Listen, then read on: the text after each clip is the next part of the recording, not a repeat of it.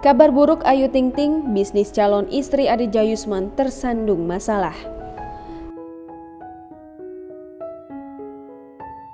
Ayu Ting Ting kembali jadi sorotan setelah kafe miliknya dituding melanggar prokes COVID-19.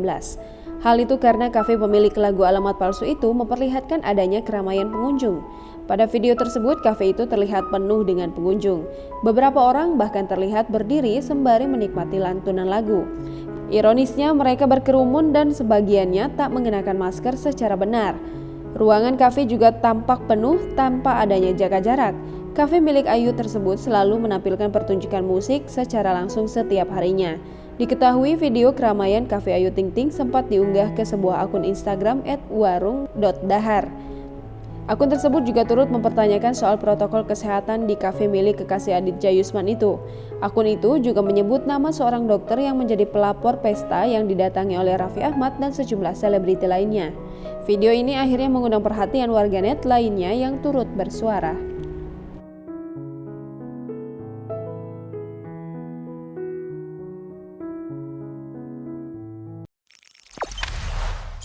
Jangan lupa subscribe, share, komen, dan like ya.